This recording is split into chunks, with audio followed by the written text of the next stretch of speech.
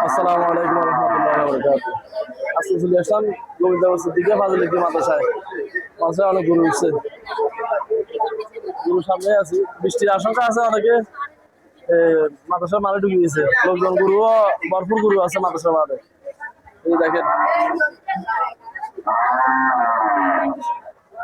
শুধু গরু আর গরু। আসলাম ছাগলের হাটে, একটু দেখি একটা ছাগল নেওয়ার চিন্তা ভাবনা আছে। দেখি ছাগল তো উঠছে। ইয়ে না কথা কয় ইয়ে পাইছো দিন না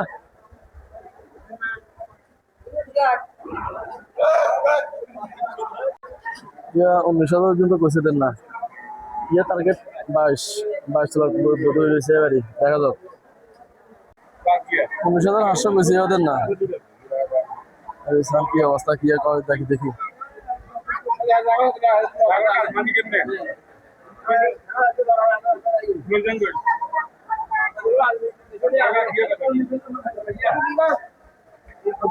না তো কি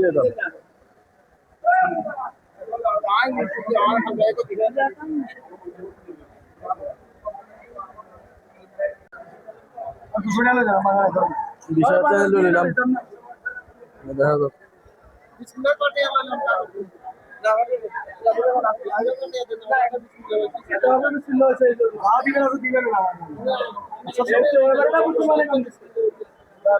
বিশ হাজার টাকা ছাগল।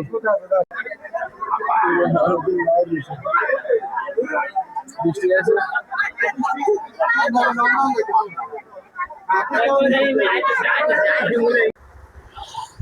ছোট ছাগল দিয়ে লইলাম 20,000 টাকা লই গেল। 21,000 টাকা কম দেয় না হরে, বহুত কষ্ট করে লইলাম। আচ্ছা মাঠে প্রচুর গরু ছাগল হচ্ছে, কিনে নিয়ে লোক কম কম বলতে ওই বৃষ্টির কারণে মানুষ ইয়া করতে পারেন না।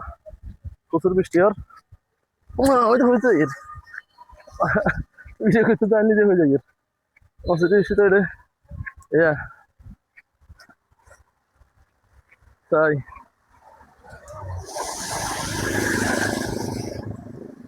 আল্লাহ হাফেজ। বৃষ্টির আগে কয়েকটা গরু মূল এলাম, জিজ্ঞেস করলাম ওই সময় তো ক্যামেরা বার করি না বৃষ্টির কারণে, এ করতে হারিয়েন না। তুলনামূলক দাম কম আছে, কেউ নিতে চাইলে আজকে নিয়ে নিতে পারেন।